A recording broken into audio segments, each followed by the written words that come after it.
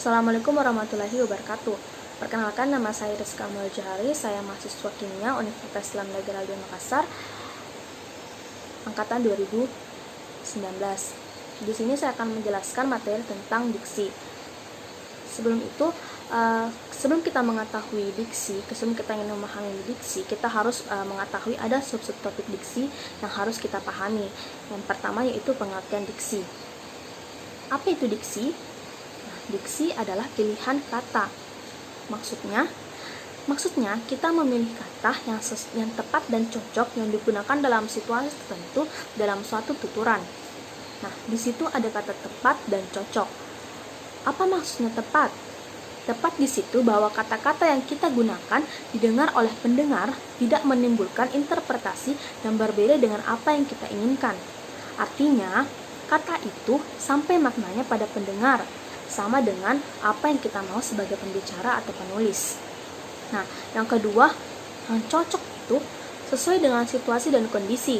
Artinya, dalam memilih kata dalam situasi tutur, sebagai pembicarakah atau penuliskah harus memahami situasi dan kondisi, sehingga tidak akan terjadi kesalahpahaman dalam pembicaraan. Sebelum itu, kita harus memahami ada 4 masalah dalam memilih diksi. Nah, kira-kira apa 4 masalah itu? Yang pertama, di waktu kita akan memilih diksi, kita harus memahami arti dari kata yang akan kita gunakan. Misalnya, ada 4 kata yang secara makna dia sama, tapi kita harus memilihnya. Nah, mengapa harus memilih? Pindah ke persoalan kedua. Apa persoalan kedua? Nah, harus memahami nuansa makna. Karena kata yang hampir sama maknanya yang dikenal sinonim memiliki nuansa makna, perbedaan makna yang tipis. Bagaimana membedakannya? Yaitu acuan yang kita tuju. Misalnya, kata-kata populer ada 4 kata yang sama, dimulai dengan huruf re, renovasi, reparasi, revisi, dan rehabilitasi. Keempat kata itu secara universal maknanya adalah perbaikan. Tapi apa yang diperbaiki? Tidak mungkin kita mengatakan saya mau ke salon untuk merenovasi wajah saya.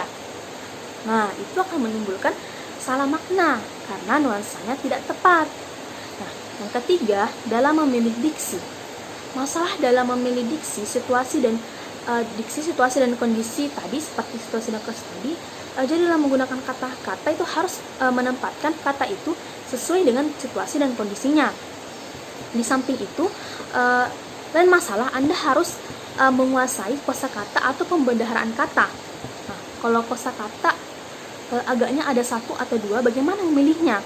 Oleh karena itu, saya maupun Anda harus berusaha memperluas kosakata atau dikenal dengan pembendaharaan kata dengan salah satu caranya yang paling sering kita lupakan mungkin atau sering kita abaikan, yaitu dengan membaca. Oleh karena itu, penguasaan kosakata akan bertambah apabila seseorang sering membaca. Itu subtopik yang kedua. Selanjutnya, subtopik yang terakhir yang akan saya jelaskan adalah syarat dalam memilih kata atau diksi. Yang pertama, si pemilih atau si pengguna kata harus memahami sebuah makna kata, karena kata itu bisa bermakna denotatif, bisa juga bermakna konotatif. Apa contohnya? Kata yang bermakna denotatif adalah kata yang dipergunakan maknanya sesuai dengan apa adanya, sesuai dengan yang ada dalam kamus atau biasa disebut dengan makna sebenarnya. Sementara itu, makna konotatif yaitu kata yang maknanya tidak ada dalam kamus, tapi maknanya sesuai dengan situasi dan kondisi penggunanya. Lalu dikaitkan dengan unsur subjektivitas konotasinya. Misalnya, seorang ayah banting tulang tanpa kenal lelah, bekerja pagi hingga petang hanya untuk mencukupi kebutuhan keluarganya. Situ ada kata banting tulang. Nah, untuk secara umum banting tulang, apa yang kita pikirkan tentang kata banting tulang? Mungkin agak mengerikan ya, banting tulang. Nah, tapi di kalimat itu maksud katanya lain. Nah, banting tulang di sini bermakna bekerja keras. Nah, terus yang kedua, harus bisa membedakan kata yang bermakna umum dan kata yang bermakna khusus, supaya kita tidak salah menempatkan kata itu, baik dalam penuturan ataupun dalam tulisan. Nah, apa itu kata umum dan kata khusus?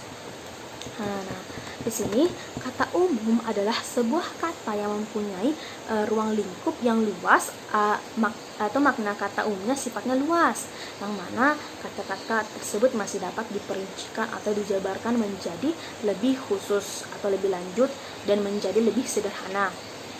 Selanjutnya, apa itu kata khusus? Kata khusus adalah sebuah kata yang mempunyai ruang lingkup yang terbatas. Artinya, kata-kata tersebut sudah tidak bisa diperincikan atau dijabarkan lagi. Misalnya kata yang bermakna umum, melihat. Lalu ada kata yang bermakna khusus, memandang, mengintip, menengok, menatap, melotot. Nah, kira-kira kita tidak mungkin kita mengatakan bahwa selama di kelas ibu itu mengintip saya, karena tidak sesuai dengan situasi penginginannya. Ada lagi nih, misalnya kata ikan. Kata ikan ini memiliki acuan yang lebih luas dibandingkan dengan kata nila dan lele. Ikan tidak hanya nila dan lele saja, namun banyak sekali macam-macam ikan yang bisa kita ketahui, seperti ikan mujair, ikan tuna, sepat, masih banyak lagi lah. Namun sebaliknya, untuk lele pun masih tergolong ke dalam jenis ikan. Begitu juga dengan tuna dan mujair yang mana masih tergolong dalam jenis ikan juga. Nah, dalam hal ini, acuan kata luas adalah seperti dengan ikan, sedangkan acuan untuk kata khusus seperti nila dan lele, itu lebih khusus.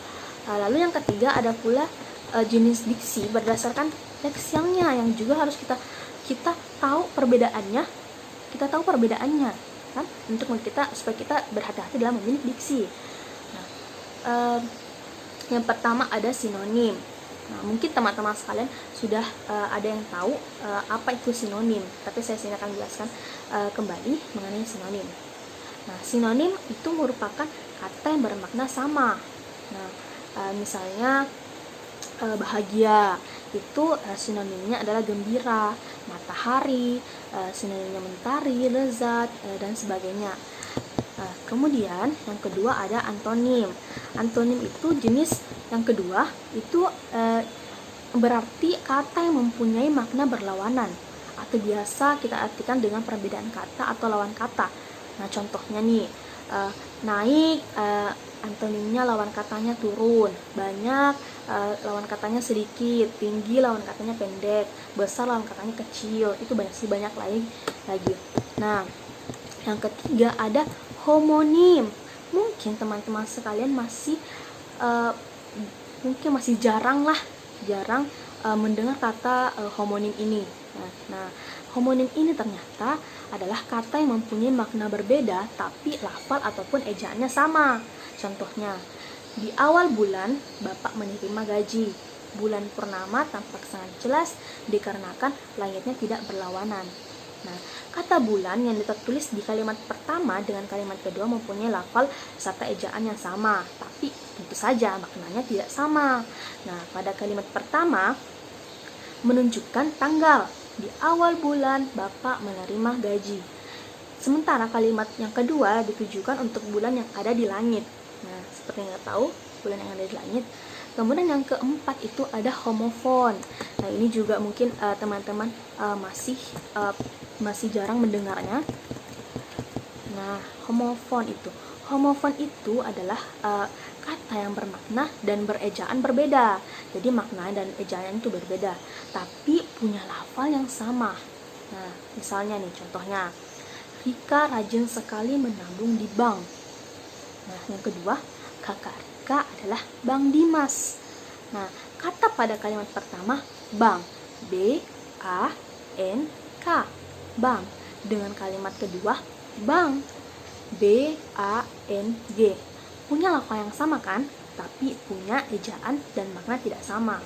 Di kalimat pertama berarti tempat, bank sebuah tempat penyimpanan, sementara kalimat kedua menunjukkan pengertian saudara. Selanjutnya yang kelima adalah homograf. Homograf, teman-teman mungkin juga masih jarang mendengarnya, masih terlalu asing mungkin. Nah, homograf di sini merupakan kata yang bermakna dan berlafar berbeda, namun mempunyai ejaan yang sama. Pasti teman-teman masih bingung kan? Berikutnya yang pertama, Dani sedang mengkonsumsi tahu goreng saat ini. Yang kedua, Dani tidak tahu jika hari ini adalah hari Senin. Tahu yang terdapat pada kalimat yang pertama itu punya ejaan yang sama. Pada kalimat pertama berarti sebuah makanan, tahu. Tapi kalimat kedua mengartikan lupa dengan hari. Tuh. Nah, selanjutnya yang keenam itu ada polisemi. Apa itu polisemi? Polisemi merupakan kata yang punya banyak arti ataupun pengertian. Nah, contohnya nih, saya menabung di bank dan mendapat bunga 20%. Nah, Sinta menjadi bunga desa di desanya. Yang ketiga, bunga melati sangat harum baunya. Nah, di kalimat pertama tadi terdapat kata bunga yang menunjukkan jika saya menabung di bank dan mendapat untung. Lalu pada kalimat kedua juga menunjukkan arti bahwa Sinta adalah wanita yang paling cantik di desanya. Itu arti dari kata bunga desa. Terakhir kalimat ketiga telah menunjukkan itu bunga melati yang baunya harum sekali. Nah, yang ketujuh ada hipernim dan hiponim. Nah, hipernim itu merupakan kata yang telah mewakili banyak kata lainnya, sehingga kata hipernim dapat menjadi kata umum suatu penyebutan kata lainnya. Kata umum jadi lainnya. Sementara hiponim merupakan kata yang terwakili maknanya oleh kata hipernim. Di bawah ini contoh-contohnya nih, contohnya kalimat hipernim serta hiponim. Di dalam hutan belantara banyak sekali binatang liar, misalnya harimau, serigala, kera, macan tutul, rusa ataupun lainnya. Kemudian yang kedua, kata hipernimnya adalah binatang liar, sementara kata hiponimnya adalah harimau, serigala, rusa, macan tutul, kera maupun lainnya. Nah, itu saja dari saya materi tentang diksi. Semoga teman-teman sekalian bisa memahami apa yang saya katakan, apa yang saya jelaskan. Lebih dan kurangnya mohon dimaafkan. Wabillahi taufiq wal hidayah. Wassalamualaikum warahmatullahi wabarakatuh.